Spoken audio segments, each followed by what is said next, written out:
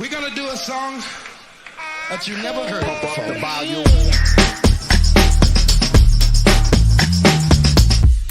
Here they come and get wicked.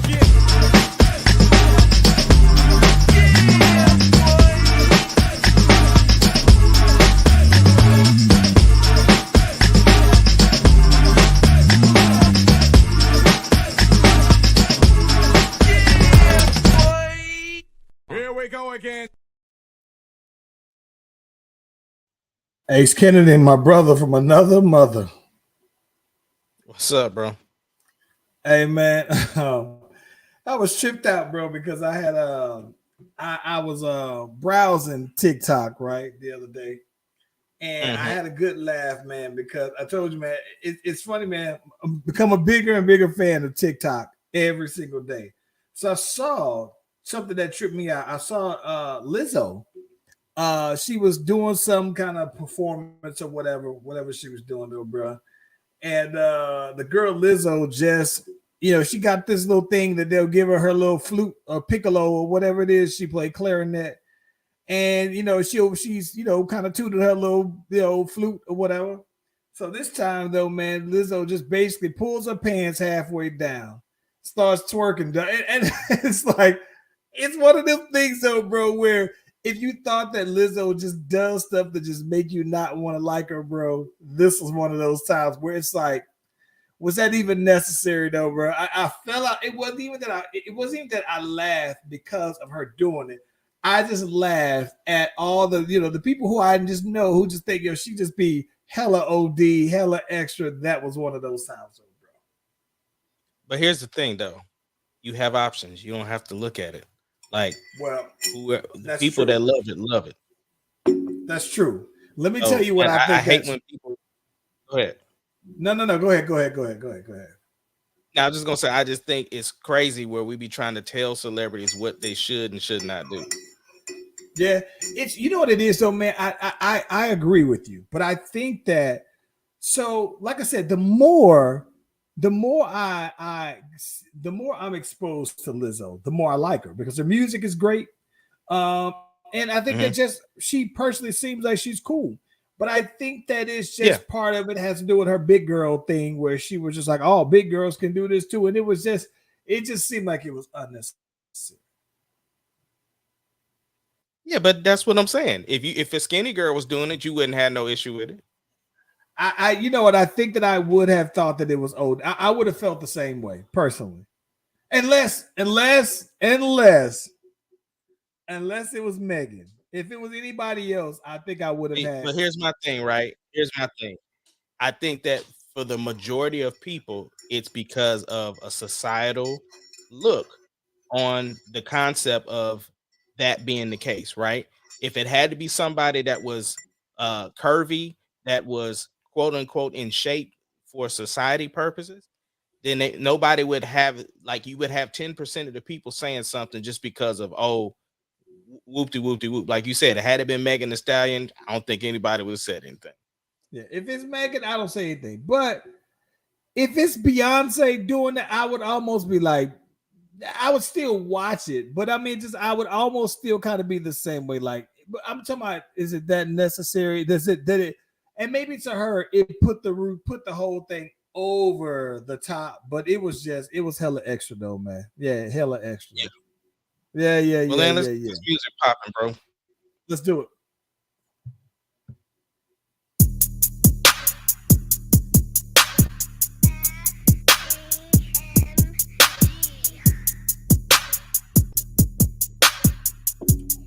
It doesn't matter what your name is. Slash Brothers Podcast, the greatest podcast of all time.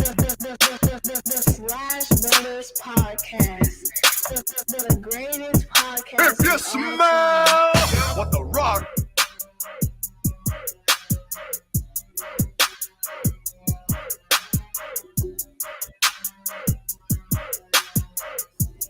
It doesn't matter what your name is. Slash Brothers Podcast, the greatest podcast of all time. The Slash Brothers Podcast, the greatest podcast of all time. Yep.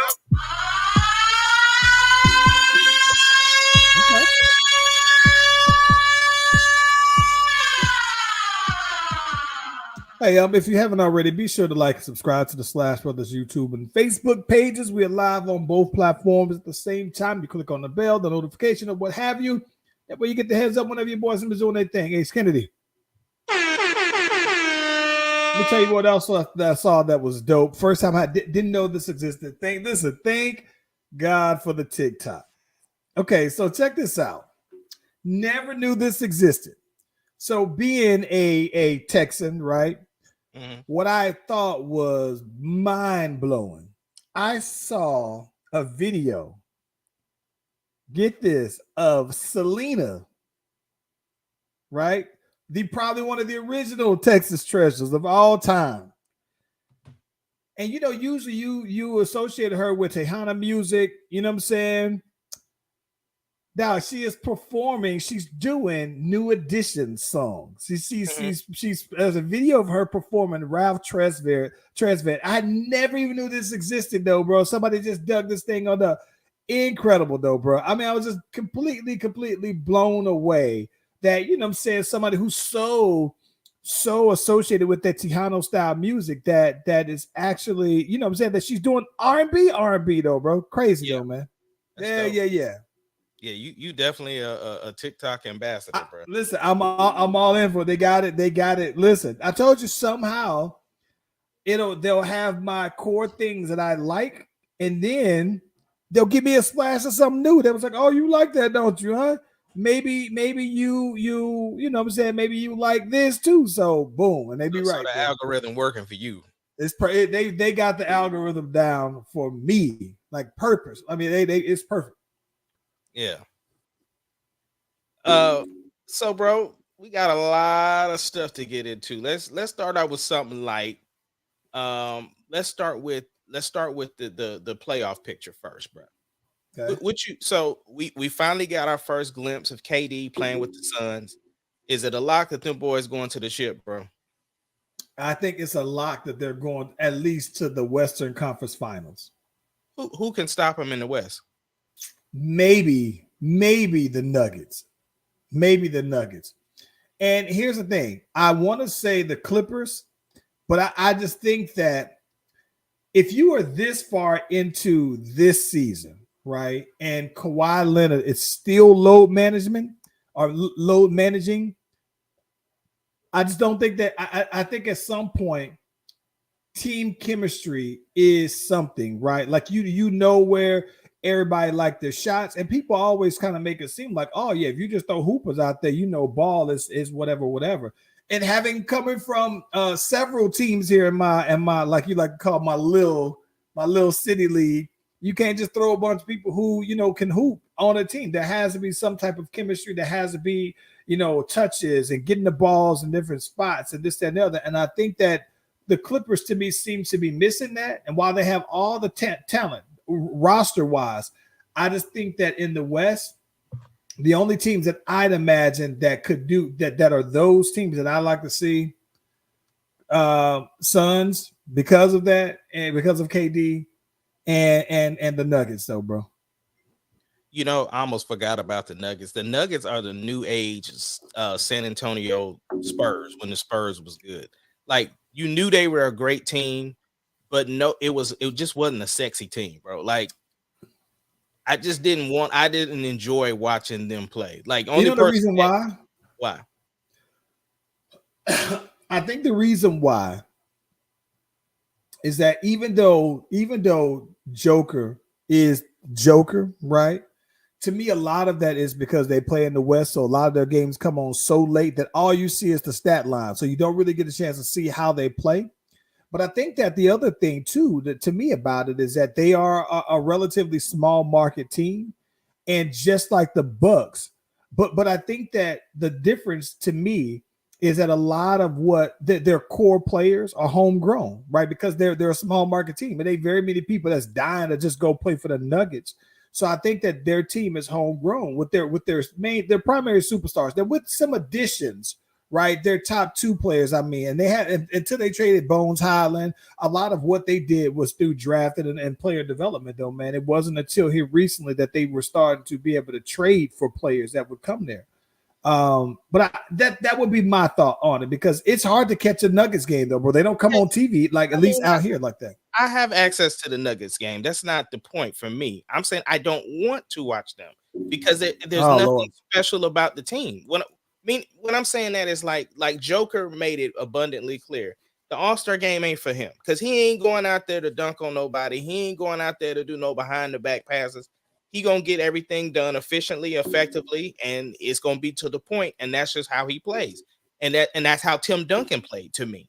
So the only person that was kind of flashy to me on the Spurs back then was Manu Ginobili. So it's the same with the Bucks for me. Like I don't really like watching them either. I love watching the Bucks play, bro. I like watching.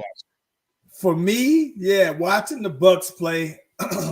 It's like I don't, you know what it is, man. It's like when I'm watching the Bucks play, I don't feel like and I'm starting to more and more consider myself a basketball purist in the sense of the original. Yeah. Like I like the confines of the game because to me it sets structure to the game, right? And so when you can do these super athletic skilled things within the confines of the rules, that to me is what make it great. And I think that to me, the Bucks, to me, I don't ever feel cheated as a fan. Like even if they lose, right, and they get whipped, you know what I'm saying? Like I still feel like they honestly went out there and gave their best effort. Their shots just wasn't dropping that day. I've watched some games though, bro, and I'm just like, what the hell are they doing out there though, bro? And it just seemed like they ain't trying to necessarily win. It's just another game on the schedule on the Tuesday night, bro. And I just don't feel like that the Bucks play like that. So to me, I compare your basketball purism to like in the WWE, and I'm an AEW fan where I like to see the flash. I want to see blood. I want to see flips. I want to see I want to see all that stuff, bro. WWE, I like the excitement. Don't get me wrong. Okay, this is what I mean. I feel this way because I like the excitement, right? This is what I mean is it, and I had to explain this to somebody at the basketball court just yesterday, because every time we go out there, the purist in me, it's just like when I'm guarding somebody, I call carry on people, and I'm like, you know what? I'm just gonna not call carry because some of y'all, they're young, so all they know is this new age ball and this ball under the hand. That's carry. The thing that drives me. Yeah, that's carry. And even in the NBA, if you ever see Devin in the lab, it is spot on exactly how I feel. And it's like I understand what they're trying to do, right? But what drives me crazy is that you're not doing it the right way. So when you're if you already are virtually eliminating defense in the NBA, and then you're also so relaxed on the rules that you're letting people bend the heck out of these rules, it's like now you've eliminated one whole aspect of basketball, and that defense, though. So I had to explain to them. I said, listen, I'm not calling carry on none of y'all no more because they don't understand it. And I'm thinking like some of y'all do that because y'all play out here on this, but I can guarantee you that if you ever played in a league and you ain't playing on pro, if you play on any level of whistles, all of y'all are getting it. And it's just hard for me to watch the NBA be so one-sided. Like when I'm watching the Clippers game and when they lose 176 to 174, I'm like, what the hell is this though, bro? This ain't even basketball. Double overtime. But this ain't even basketball though, bro. Like, not an attempt to play defense. It's just sometimes I can be disgusted. So I am though. Here's the thing: I am curious to see what the playoffs will look like because that's what things you lock in a little bit more. You're able to pull strategy based on a certain team, and I think in the NBA more than any other league, making adjustments is probably more critical because you have more opportunities to make those adjustments. So I am curious how the playoffs will look, but I can tell you that defense will matter, and that's the one concern that I have with the Nuggets is that as much as Joker is his PER, that plus minus is high because he plays all around game, but he don't play defense I saw Joel Embiid body him and give him like 40 points, and it was all on him. Mm-hmm. I want to touch on the getting bodied, but in just a little bit. But let's dive into this game that just recently happens. It was the Suns versus Dallas. There was a lot of little storylines brewing off in that thing. They said that boy KD and Kyrie didn't even speak, didn't look at each other. What's going on with that, bro? I love it. I'm over the like. I can understand, bro. I can understand if someone is genuinely your best friend, some of your best friends, right? Like when I think that like Chris Paul, LeBron James, they're like godfathers to each other's kids. So if they work out in the off season together, I get it if they want to make sure they're conditioning. But I think that all the buddy was just getting a little old. And I like good old fashioned rivalries. I like some good old fashioned trash talking. I like some good old fashioned bumping. I like the good. I absolutely love that though, man. Okay. So yeah, that's a good segue into my next question. That boy Booker was out there talking with 3 seconds left on the clock. What you think? hey, fair and foul. Fair because I'm not gonna lie to you, bro. I am one of those people who I prefer not to talk. Like, listen, I'm never gonna back down from trash talk, right? And I think that I'm the kind of player now where the trash talking, it doesn't like you can't just pipe me up, right? But two things, I'm not gonna allow you to use me as your motivation to give you that extra pep. Like, nah, you're gonna have to muster that up from inside. Don't be a coward and use me to get you hyped up, right? So I think that, but with that being said, I think that what I love though, so I wouldn't talk noise and celebrate, yeah, this, that, the other until the end. So I get where Book waited to the last 3, but at the same time, I get Luka saying, "Oh, it's real easy to talk that kind of spicy, right? After you got the dub, but after I had been giving you these buckets." So I see it both ways, though, bro. I'm not mad. Bro, I'm not when mad they brought up that Luka meme where he was staring at Booker and Booker was looking straight ahead when they was losing in the playoff game. I love it. I love it. Hey, I love it. I don't have any problem with it. Speaking of getting bodied, so Sunday I went to the Thunder game because my baby, did the halftime show. That's another story for a different day. And bro, Shea Gilgeous-Alexander was giving Jordan Clarkson that work. I'm talking all game. And what I love about Shea, because he don't do like the little, or he don't do he don't do none of that, but it's his facial expressions. So Jordan Clarkson did something in the beginning of the game that got on Shea's nerves. I don't know if the refs called the foul or whatever. From that point on, he made it his personal mission that if he was going at anybody, he was going at Clarkson. Me and Deuce was just like, oh my God. He was giving him all he could stand, bro. Because the last time we played Utah when we lost, it was because Jordan Clarkson. He was like giving us everything. Yeah. Shea was not having that this time. Like, he blocked shots. Every move he did, he was making sure it was on Jordan Clarkson. Like, he was giving him that work, bro. Personal. It was great. I love it, bro. I love like I said, but this is my thing. Again, it should be easy.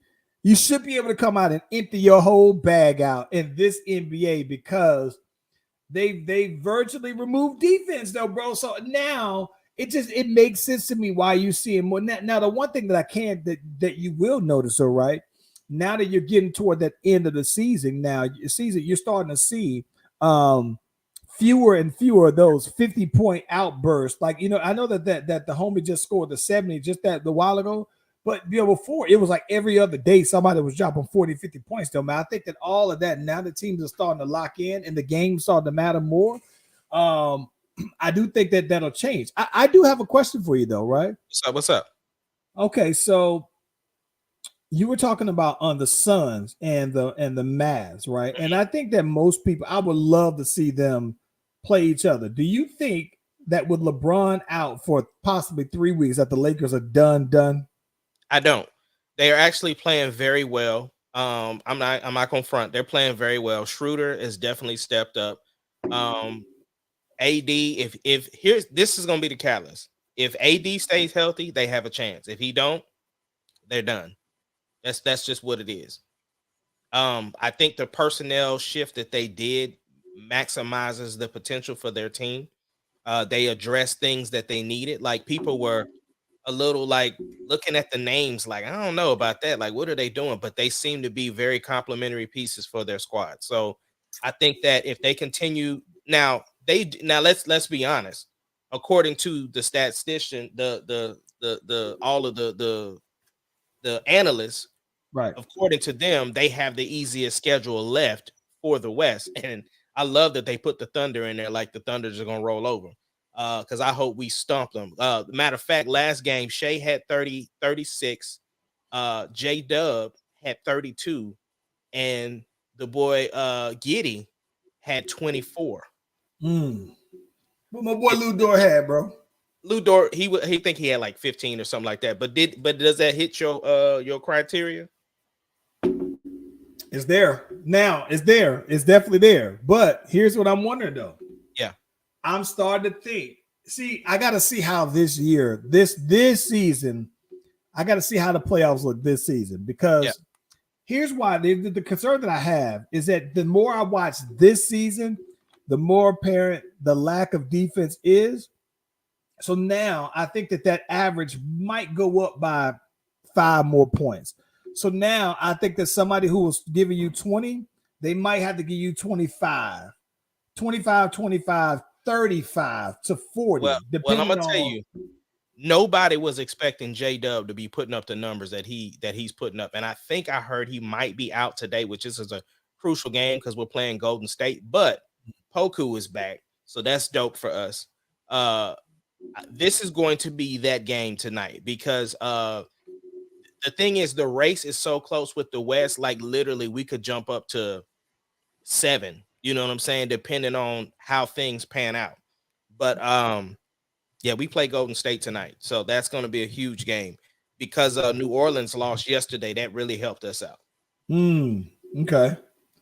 Yeah. I like I said, I look back at it. I think the Lakers themselves are done. Like either way, the Lakers without LeBron James and you're relying on Anthony Davis, it's just all of Anthony Davis's teams before with New Orleans and with lesser players with that. So I think that they're done. And that's why for me, I think that like the thing I think that is interesting though, man, I do want to see what Portland does for all the points that Dame scores. They lose a lot though, bro. Like they ain't world beaters. He scores a lot. And listen, he's looking really bro. He's looking very Bradley Beal-ish. If we gotta talk, we gotta have that conversation one of these days because the Bradley Beal, one franchise player, stayed down. I just think that Dame. Is there a big difference between Dame and Brad? But Dame just 100%. has Dame has better marketing. Well, but Dame is to me. We talked about this. Dame to me is still Batman, and I still think Bradley Beal is Robin. Like now, I will say maybe Bradley Beal is Nightwing, meaning that he was somebody that was a sidekick, but he had to become the man, so that's why he's Nightwing. He's still, if you still put a Batman in front of him, though, he's still Nightwing compared to Batman. Let's talk about this though. What has Dame did that Bradley Beal hasn't did? Gotten to the playoffs without, huh? They got to the Western Conference Finals before, right? Recently, and I think they got swept. No, they that was did. a couple of years ago. But I'm saying, when is Bradley Beal? But when has Bradley Beal went to the playoffs outside of Russ though? Yeah, but you can't. But he was going before Russ though. When he had John Wall, they was getting out. They was getting okay. In the playoffs. So Portland was going before too.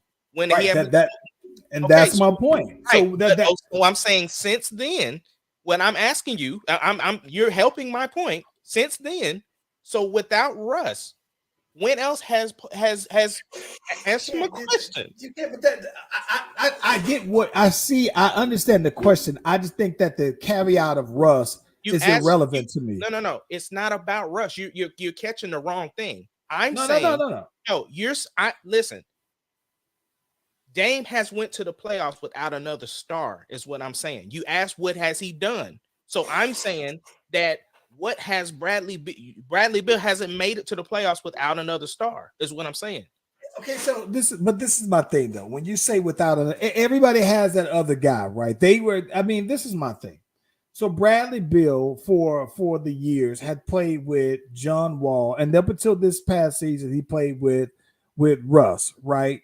And Yep, then so now Porzingis. he got Porzingis, ain't no superstar. He star level, but he ain't superstar. But either way though, this is my thing. I think that the only difference, right, is that Brad Bill has been in the East, and he went through that LeBron where LeBron was putting them boys out. So it's like to me it's different. I think that, and it's the same way how while he had them. But you talking about LeBron, but then Dame had to deal with Steph Curry. With So the Warriors, okay, right? so what I'm saying is, how different are they? Like, this is my thing. I prefer Dame over Brad Bill. And don't get me wrong, because to me, the difference between the two is that Bradley Bill's points aren't as impactful as Dame's. Dame's 30 points win the game. Brad 30 points can lose the game still. But I think in the grand scheme of things, though, right? I think that both of them have not that they've hit a plateau. And I think the Dame's plateau of what he's accomplished so far is only slightly higher, and that's when they got to that Western Conference final, though, bro. I think that they both been on one team their whole time. It just feels like to me. Did Portland make the playoffs last year? Portland did make the playoffs last year, but I think Dame was also hurt last year. That's right. Yeah. But I think that, but I think that the only difference is Dame's branding is different. Dame's branding is, I'm staying here. Y'all build around me, and I think that Brad Bill is a superstar, and Bradley Bill is a star. It's a difference. I get that though, but that's my point though. My point is that in the end, they've accomplished about the same things in their careers, except that Dame has went one round further than maybe, but he's went one round further for different reasons. I just think that Dame's brand is better. He's a smaller guard. He shoots it from further back. He does his points differently from Brad, but I think that Brad he don't get the PR that I think that Dame gets, and that's unfortunate because Dame's in Portland, and the markets there are smaller. I don't know, bro. It's just Brad seems like, hey man, pay me to stay, and I'm good for these 30 points, though, man. Whereas I think that Dame's brand is, I'm standing 10 toes down on being here, build around me. It's just they got different images, though, bro. But in the end, though, while I like Dame better, they've done about the same things, though, bro. I feel you. Like it wouldn't surprise me. It wouldn't surprise me that I don't know how many All-Star games Dame has made, like maybe 7, 8. It wouldn't surprise me if Brad Bill is like right behind him by maybe two or more, like 6, maybe. Well, speaking of superstars, we would be remiss if we didn't bring up John Morant. Yeah. With all of his stuff he got going on. So the latest info is people thought that the IG video was popping off in Memphis, when come to find out it was in Colorado.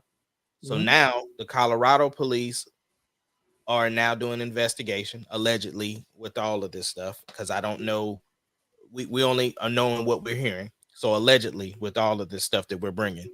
But so now they're supposed to be doing an investigation, and instead of him being gone from the team for 2 games, it looks like it will be indefinitely until the team feels necessary, or until the NBA concludes their investigation, and it could be more time at it. What's your thoughts on everything? Because I have a different take. I have a different take. Okay. My take on it is this, though, bro. It further makes Ja Morant looks ignorant to me. And when I say that, I mean this. Because according to their report, just before this happened, Steve Adams basically says, "Hey, bro, we got to tighten some stuff on up when we on the road, though, bro, because you know what I'm saying, our road record is looking real bad." And it basically implied that maybe it's because of some of the stuff that we doing outside of basketball. And then later on that day, Josh flashing the pistol, bro.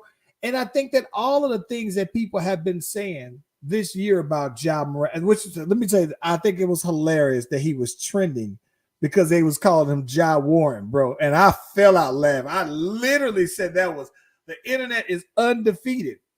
But I just think that it makes Ja Morant either seems ignorant, naive, oblivious, a combination of everything. I just think that it does make him seem like he just don't quite get it. And it's kind of it's almost like it's contradictory to what his reality is, right? Because it's like he comes across like he wants to be hard or show he's so hard so badly when, bro, like you got both of your parents. Your daddy seemed like a cool dude. He's still with your mama. Like you got everything that a lot of people who really run them streets don't do. And so I don't know. I'm still trying to wrap my brain around Ja Morant, bro. Like I dead seriously am, because it's like we know kids like Ja Morant for good and bad. Like we know the kids that are the super talented kid, but I mean we also know kids that have grown up both parents. You know that just they make their decision to want to be this particular way because it appeals to them, whatever.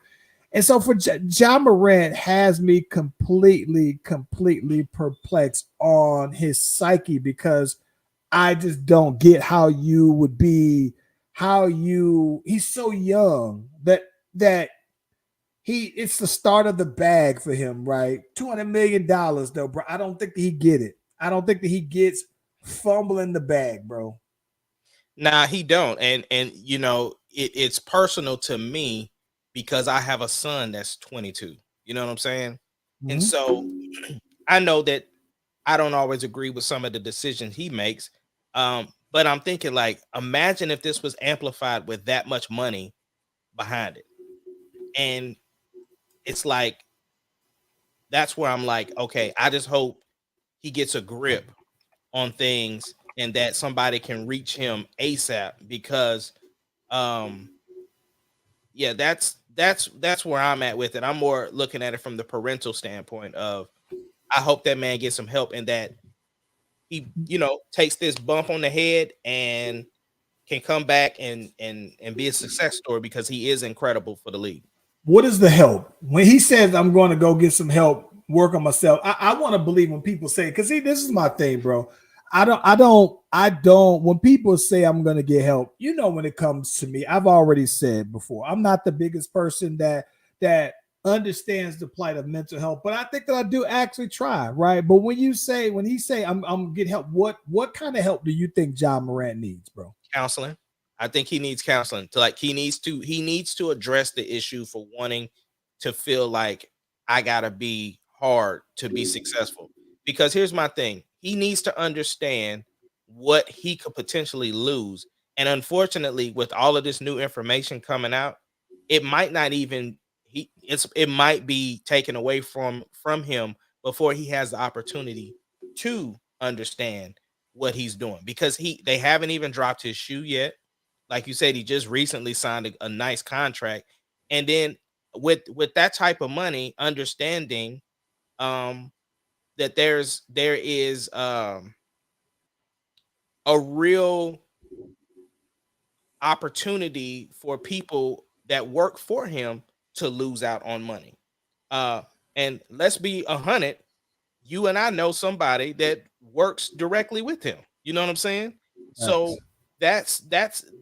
there's understanding that there are people affected because of the decisions you make. I mean, it's partly why people jumped on Kevin Hart, right? When the stuff happened with the Oscars, and then him, the way he responded and stuff like that.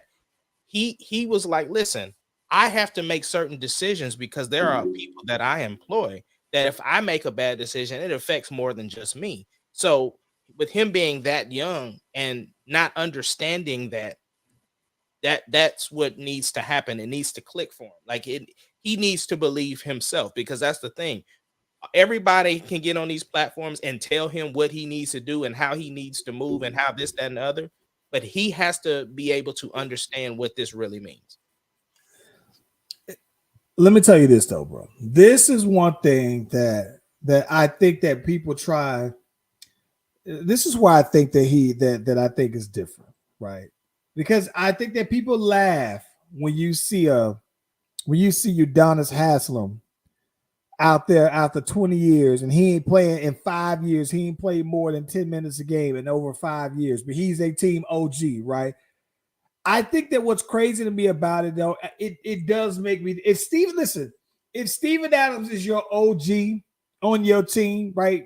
I think that it's a little different because he's not American, so I don't know if he understands it. But I think that somebody like a Udonis Haslem that doesn't you have that level of OG on your team. This kind of stuff to me that it could happen.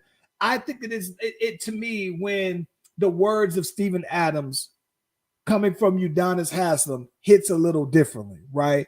And I just think that I don't know, man. I mean, the it's tough because the Memphis Grizzlies overall very young team, though, right? And I think that's but I just don't understand, bro. It's like I would almost feel if I was his daddy, bro. I would almost feel like embarrassed, but at the same time, it's almost like you know what it is? It's almost like T.I.'s son, right? How T.I. was like, listen, this man is 18 years old. And never mind the fact that this boy grew up in front of all of y'all. Y'all know that he grew up in a mansion, he got maids and this, that, the other. And if he want to be this hard so badly, that's you have to be willing to live with the consequences of your action as an 18-year-old. So here it is now, he's 23 years old. And he has $200 million. Nobody's ever told. I just don't think that nobody's ever had to check him when all of your OGs is 25. Like that's 25 is a still very young man as well. And not to say you can't have wisdom beyond whatever. I just think that in the end, that's the value to me of having that OG on your team who might be on there, and you might be looking at him like he ain't doing nothing. Nah, he's there to keep everybody in check. And I just don't think that they necessarily have that though, bro. But part of that, if I'm his daddy though, man, I would almost feel like a level of like, bro, like I somewhat embarrassed though, man, because it's like, dog, you gotta believe that he knows better. He's been taught better. Dog, come on, man. Yeah, but that's how many times in our lifetime you don't know very many people. Listen, you probably are the only person that I know whose parents are still married. I think you're the only person I know whose parents are still married. I take that back. My wife's parents are still married as well, though. So if they were, getting out of pocket, then yeah, I can understand. Y'all are the only two that I know, bro. So yeah, it's crazy. Yeah, it is. Now I ain't gonna lie. The best meme I did see, or the best I think it was a TikTok or something. It was the one where it was from 8 Mile and John. Oh my god, that one took me out, bro. The best one I saw, there was these guys. There was these guys who, some NFL players. They was like, yeah, so what y'all think about little bro John Morant? And they was like, oh yeah, you trying to be Larry Hoover? And bro, I fell out because I'm like that's what how backwards that is when you think, oh yeah, you know what? I'm trying to go ahead and be an NBA superstar, get $200 million. Nah, I gotta live this gang life though, man. And I died laughing because I saw when somebody was making some shots, and I saw John Morant with his hands going do. So someone put the gunshots behind it, so you see his fingers. Bah, bah, bah. I fell out. Hey, listen, bro. The internet is undefeated, bro. Yeah. It is undefeated, bro. Bro, let's get into something a little bit lighter, bro. Let's get into some music news real quick because we still got some things to talk about, bro. Okay. So let's. Did you hear the RSVP? Money Everywhere. No. I haven't listened to it. Listen, I haven't listened. You know what? I listened to one new kind of music. I tried to listen to that boy Yeet. Was in the car with Landon. I would have threw it out the window, bro. And I listened to the Wayne Can't Nobody. We got a feature with this DMX sample, and it sounded very much like the kind of typical Swiss beats. I threw that out. Well, So the only outside of my normal thing, the only route, you know who I listen to. I listened to the doggone Aranda CD. Listen to that album all over again, and was thoroughly impressed all over again with that yeah. though, man. Did you listen to their new album yet? No. Oh yeah, you gotta listen to the new album, bro. Yeah. Them boys been marketing hard too, bro. Oh man, I listened to I listened to We Are the Enemy because I forgot how dope I love that song though, man. I listened to the Are You Listening? That's still my favorite. That's one of my favorite songs, dog. Like, yeah. So I haven't really listened to it. I tried, man, but now I haven't listened to any new music yet. What is that RSVP hit for though? I'm gonna sound like such a hater. I'm about to sound like such a hater, bro. The song ain't like it's not out of here like that, but it sounds better than everything that Chris Brown does. Are you serious, bro? Listen, man. I even thinking about that. I because it sounds like I just be hating on Chris Brown, and I don't. Like it's not. I like Chris Brown a lot. You are turning into listen. No. Listen. If I am a Tony Parker and James Harden hater, bro, you gotta be pretty close to that. You coming up on that territory with Chris Brown. This is what it is. This is what it is. This is the exact comparison. How you be talking about you a Tank fan, but every time I mention Tank, you gotta lean all back and throw your head back. That's what you. But you swear up and down you a Tank fan. That's what I sound like being a Chris Brown fan. Maybe that's a good comparison. Maybe. Yeah, I am a Tank fan, bro.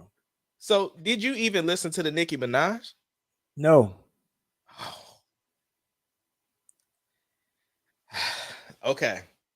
So the Nicki Minaj, it's not out of here, but I did find myself bobbing my head toward the middle of the song.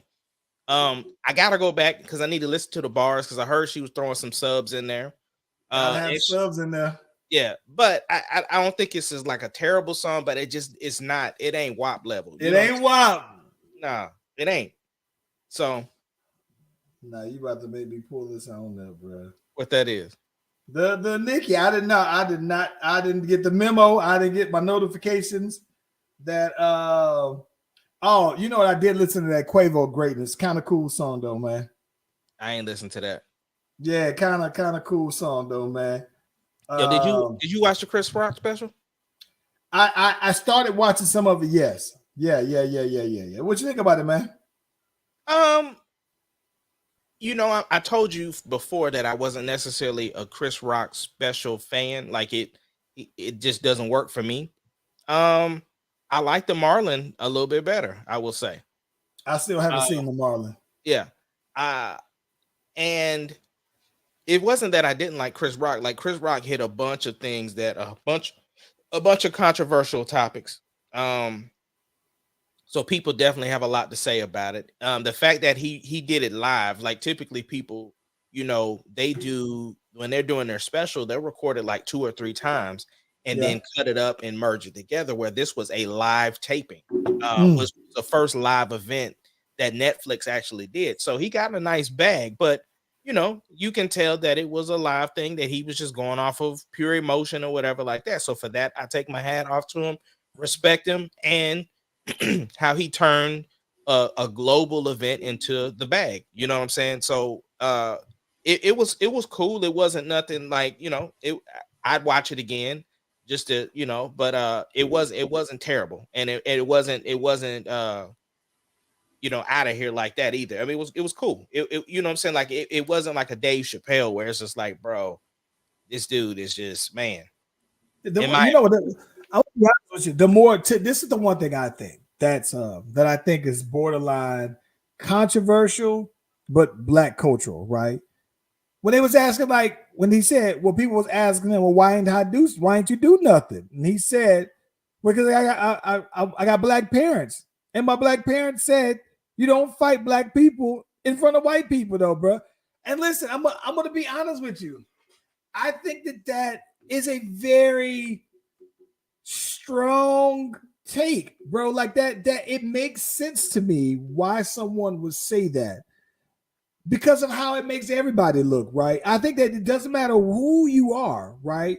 You see a couple of black folks fighting in front of white people. I think that people have always been kind of concerned.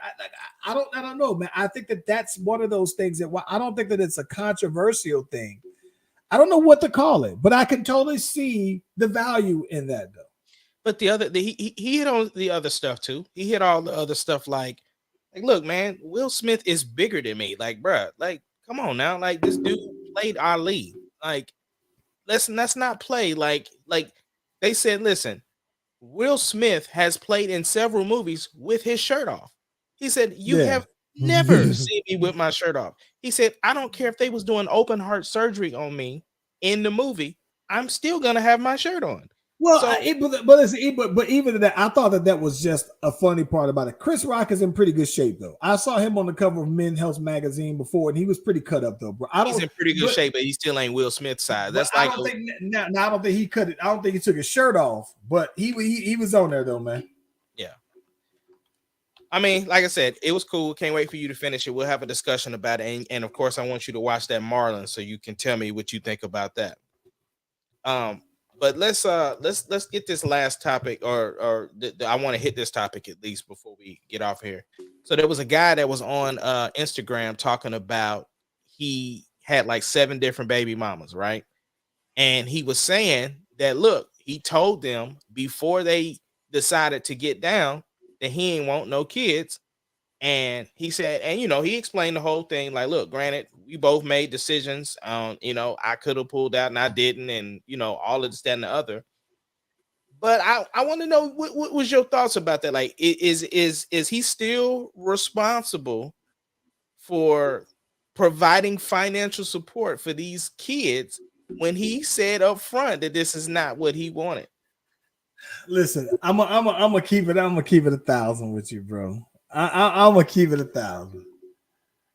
It's one of the most irresponsible things that I've ever seen in my life, bro. 100%. One of the most irresponsible things I've ever seen. And when I say that, I'm saying not just for him to say that, right? But one of the most, this is my thing.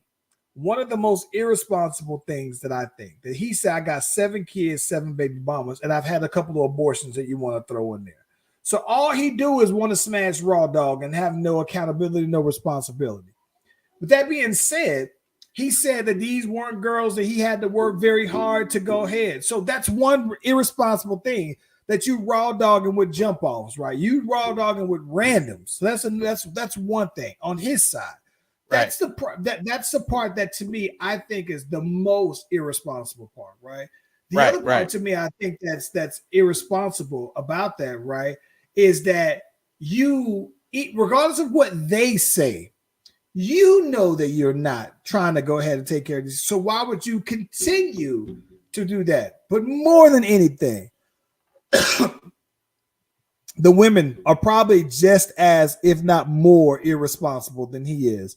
Because the one thing that I do agree with is that I think that it's the woman that controls whether or not you have sex and the kind of sex. And so I do believe, though, bro, that if you get this guy and he tells you, listen, I got 7 kids and 7 baby mamas, I don't take care of these kids, I'm not going to take care of these kids, but I want to raw dog you. And by the way, if I get you knocked up, you're going to be 8 of 8. And you still let this man smash, then you are more irresponsible than he is, right? So I'm not even tripping on the fact that he got 7. The 7 baby mamas, 7 kids is one thing. I'm talking about who's irresponsible is baby mama 3, 4, 5, 6, 7, right? Because let's just say hypothetically, if one happens, it's the first one out the gate, whatever. Second time, hey, I was bugging. But the third one, after he's told you, I got 2 kids that I am ducking the BMs on, and I have nothing at all that I want, that's one thing. But also, if he's let it be known, right, that I don't want kids, I just want to smash Raw and not pull out. Bruh, like, what we doing? So who's more at fault? Because I mean, my thing is like, look, My thing is, bro, if you didn't want the kids, or if that's just not what you wanted to do, you should have strapped up. But the whole thing is that like you said, if we had that conversation and you still went through it, is that then your responsibility after that? It is. It is. It is. I think that it's your responsibility because even though you told her that and you let it be known, yes, I think that you did because Well, this is my thing. That you change the behavior, right? If you want to, if you don't want those results, you got to change the behavior, bro. didn't he say something that didn't he say that he's paid for abortions before? He's there. That's what I'm saying. He's got 7 kids, 7 baby mamas, and some abortions sprinkled in there. My thing is this. Here's what I mean by that.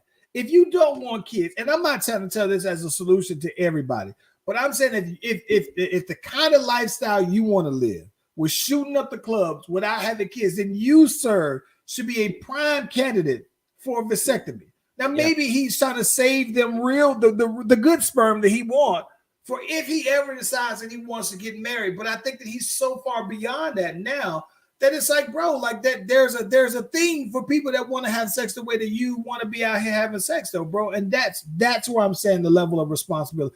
It would be one thing if I find out that you're pregnant, right? We kind of had some things going on. I find out that you're pregnant and we have this conversation and I'm like, listen, man, I think that, I'll pay for you to get the abortion, whatever. If we have this conversation, right? Mm-hmm. But I think that it's a little different of a thing when I'm telling you, I'm giving you a heads up that I got these kids that I don't pay for because I don't want no kids, but I don't want to take care of no kids. Like I think that and if you become one of those, right, then that's different though, bro. That's a different thing. Now, is he still looked at as a deadbeat though? Yeah, he's looked at as a deadbeat. If he's not taking care of the kids, like if he's not financially taking care of the 7 kids, then yes, I think that he's a deadbeat. Absolutely, I do.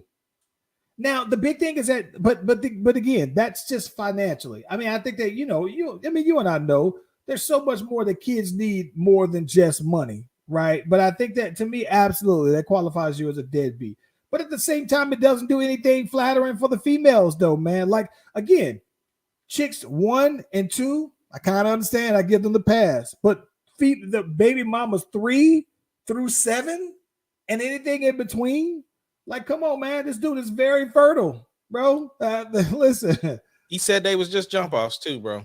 Listen, you was raw dogging 7 jump offs. So you mean to tell me you are willing 7 chicks that you barely know that you said, oh, it was easy to smash them. And you raw dogging that 7 times, bruh. What we talking about? That's what I mean by him taking his accountability of being irresponsible, bro. That's a lot of raw dogging, man. Yeah, you right. Think about that though, bro. Okay, look at it this way. Okay. So if let's say hypothetically, if he started having, because there gotta be some overlap. I'm sure that he just didn't have these singles every year he's had a new kid, right? But I'm just saying though, bro, let's just say if in 3 years, right? No, let's say if in 7 years, 20 years old, this man go ahead and he says, oh, okay, boom, I get a girl pregnant, she gets an abortion. The next one gets pregnant and then she wants to keep it. Then the next one she gets an abortion, but the next one she wants to. Now, I'm just saying that means that every year for 10 years, right? You're basically finding a new chick that you don't know hardly anything about to go raw dog in, though, bro. Like if that's the goal, come on, bro. The best thing you can do is protect yourself. But if you don't want to protect yourself and you don't want to have kids, it's like, bro, I'm not trying to just force a vasectomy on anybody, but geez, bro, if there's anybody who's a candidate for it, it's you. That boy said you're gonna get all of this. Hey man, I'm gonna tell you this. I'm mad that my boys didn't pick up Lamar Jackson. We signed Derek Carr, right? Yeah. But that also meant that Lamar Jackson today, they signed him to the non-exclusive franchise tag. So that basically means that I think that when you sign them to the exclusive franchise tag, that means that no other team can negotiate with them. But that also means that the rate that you pay the quarterback for that salary for that year is like the average rate for the top 5 quarterbacks or something like that. So ordinarily, like last season, they used that franchise tag on them. They had to pay him $38 million for that year. If they would have did it again this time around, because more people are getting that salary, it would have been somewhere around like 40-something million, right? So Lamar, they've been maintaining that he's been asking to get a fully guaranteed contract for somewhere around $50 million a year, $50 million a year. So 5 years, you do the math, $250,000, something like that. And so they basically just said, nah, bro, you know what, this is done exclusive means that you can go out and you can try to find a deal and we'll be able to match it. Or if we don't want to match it, you can go sign with them, but they got to give us 2 first-round draft picks in exchange for that, though, right? So my question to you, are they done with Lamar? And is Lamar done with them? Lamar might be done with them, but they may not be done with him. It's still business, meaning that, you know, you go out there, you see what the market's hitting for, and then we'll decide whether we'll match it or not. If I'm Lamar, I'm gonna be honest with you. Here's what I do. If that's your team and you say no, these are my brothers, like they like to say, these are the dudes that I want to play with, right? I sit down and I have a talk with my teammates, and I'll be like, listen, but this is what I'm gonna have to do. He should have did it last year, but he didn't, right? He go out there at the start of the season and he hold out. And I think that I think that Lamar should hold out, even if it took the whole season, bro. He would have been better off doing it last season when he got up to that dope start. They was like 6-1, and Lamar was already at like 20 touchdowns. He was putting up the crazy highlights. He should have just said, all right, well, I'm done then until y'all give me something that's long-term. But now he has to be that bigger off-season distraction and everything like that. But I just think that, to me, if I'm Lamar, I don't show up and I just plan to hold out, and I'm willing to hold out for as long as it takes, though, bro. And at that point, even if it meant that, you know what I'm saying, like, and then you gotta start to be the distraction, right? You come to the practices, but you don't practice. You know what I'm saying? You say you got a headache. You gotta play the game, though, bro. Because I just think that there's no reason why you can tell me that the Giants were able to get a deal done with Daniel Jones, who's in year 5 like Lamar, who threw almost up until this point had more turnovers than touchdowns. And he got it done, and he's averaging about 40 mil a season, and that's more the reason why Lamar is like, nah, there's levels, and I'm not that kind of caliber of player, though, bro. So if I'm Lamar, I hold out, bro. I get it, but like I said, realistically, this could be just so because basically it's this. The Ravens offered him this. He didn't want to accept that. He wanted this. And so they're both at an impasse, and then it's like, all right, well, you go out and see what kind of market it is, and then we can still decide whether we want to match that or not. See, the problem when you do that is that the franchise tag takes into effect now, right? But you've already had this time where the Saints has signed Derek Carr because they didn't know, they couldn't wait.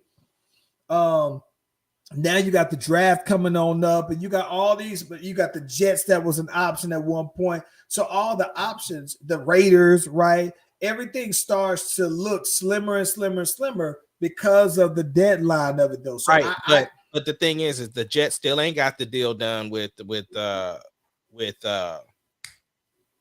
Aaron Rodgers. So they still got a chance. You know what I'm saying? And then, there's some other teams that may be looking to do something. So, there is still some options on the table, but it did make it hard because New Orleans is no longer an option. I listen, man, they can still take them. They can come get Derek Carr right now, and they can go ahead and we can make it still happen, bro. Yeah, yeah. You watch Creed 3? Loved it. Absolutely loved it. Now, right, we gotta talk about it. We got to talk about it. You want to talk about it now? You want to wait? Let's talk now. Let's talk about it now. Let's get it out. Let's say this. Look, we are about to talk spoilers for Creed 3. If you have not seen it, we would like to thank y'all for hanging out with the Slash Brothers. Join us next time, 6 o'clock Central Standard Time. You know what it is. We appreciate y'all. You have now been warned. If you are watching this now, we are talking spoilers for Creed 3 in 3, 2, 1. Just to test y'all out on the spoilers, Felicia Rashad dies.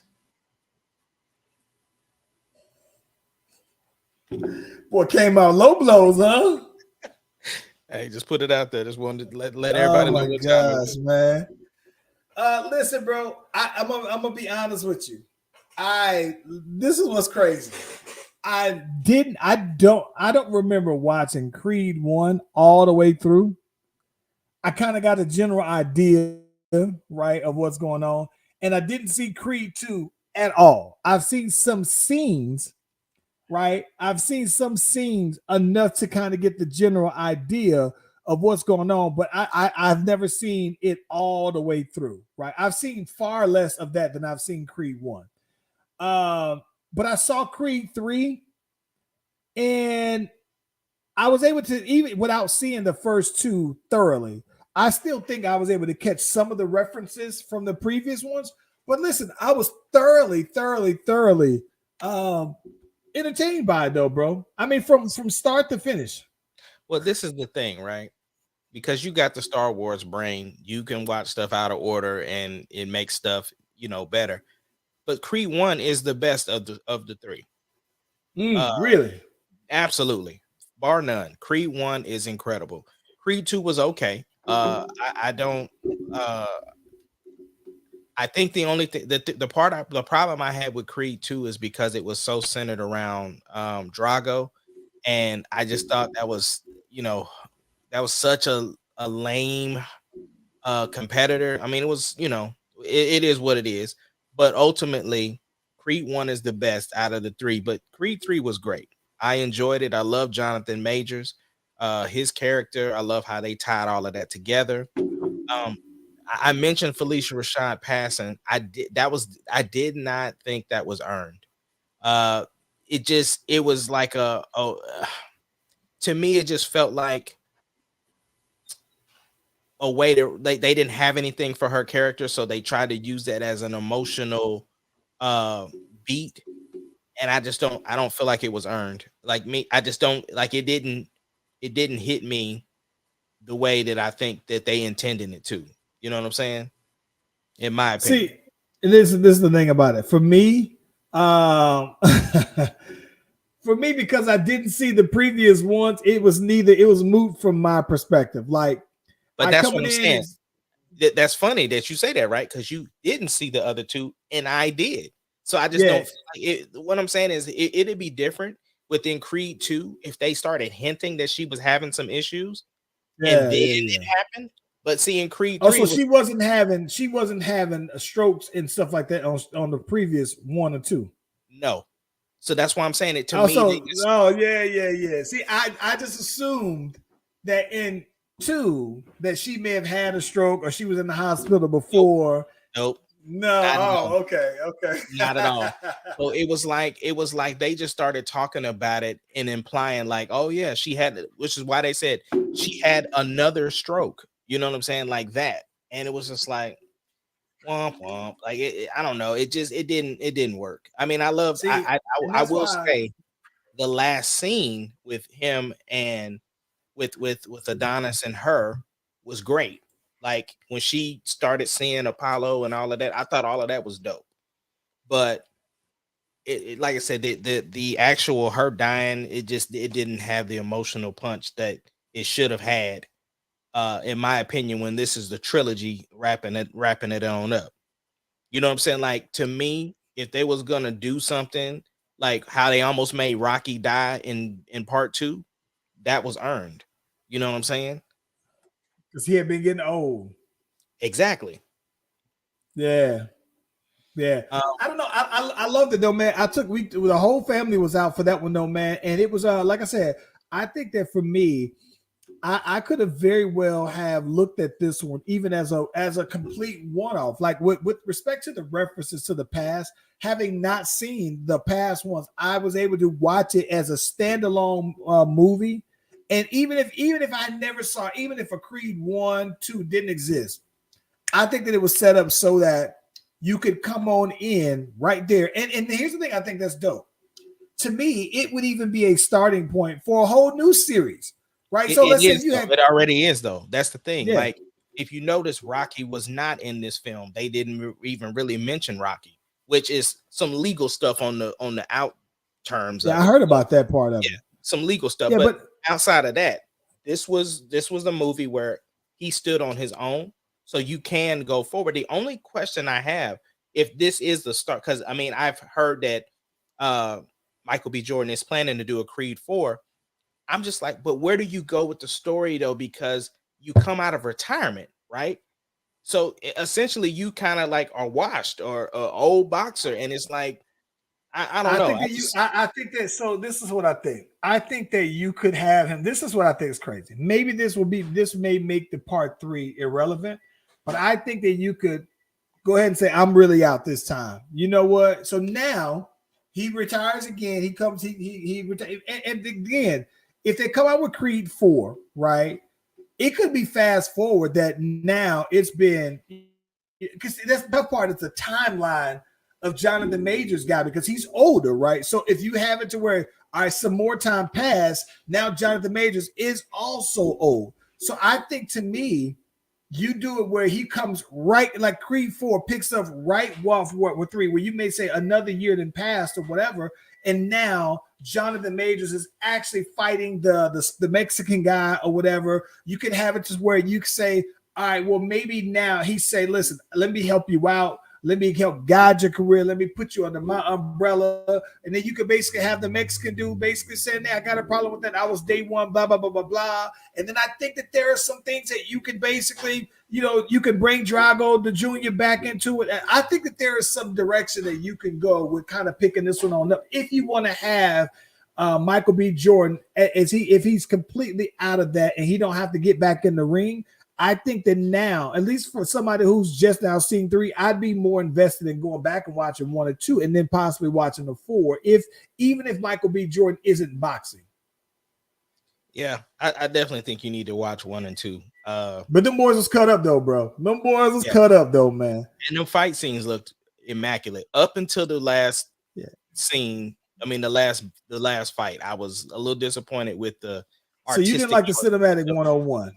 Yeah, I didn't. I kind of liked it. Well, the reason why is because when I'm watching the rest of the fights, they felt so real and they felt like this could really happen-ish, that kind of took me out of it. Like, oh, they doing this artistic thing, and that, I don't know. Like I said, it was a creative choice. I'm not saying that made or broke the movie, but it did take me out of the last fight to go into that montage or whatever, and then we get the ending of the fight. So I'm the exact opposite. It's one of the things that I appreciated the most. Yeah. Well, I mean, I think it's dope that this was Michael B. Jordan's directorial debut. And the movie did well because it did over 100 million worldwide. So, it's a success. It made the most money out of all the other Creeds, opening weekend or whatever. So yeah, it's a success. The one thing that I got to get into with you one of these days is the slow return to watching movies. Like this particular one I was surprised that this one was sold out for when we did ours. We had to get ours at 12 o'clock. Like we went to lunchtime, Joy. But I'd want to ask you, as someone who does go back to the movies regularly, are you seeing more and more people in the theaters when you go back, or is it still slow return? No. And I mean, that's the movies is what to do. I mean, people are going to the movies out here, but but at the same token though, I can, like, for instance, for Ant-Man, me and Sarah decided to go see Ant-Man at 1 o'clock. And then I bought the tickets for 2 o'clock and got the seats that I wanted. I still haven't seen Ant-Man. And the funny thing about it is is that I think that nobody else in my camp has desire to see it except for me. So I think that it might be one of those solo movies. I'm telling you, you make it a solo movie because my other half did not like that movie, bro. It's so sci-fi. It's so sci-fi that it's very sci-fi. Yeah, no, I think that it might be one of them solo creep movies though, bro. Solo, get on out there, and I might try to go. If I see it, it would be like early during the daytime though.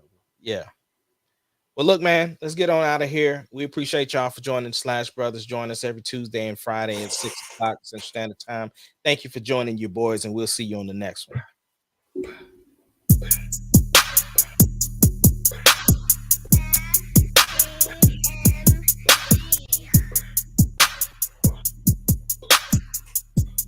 It doesn't matter what your name is. Slash Brothers Podcast, the greatest podcast of all time. The Slash Brothers Podcast, the greatest podcast. Can you dig it, sucker?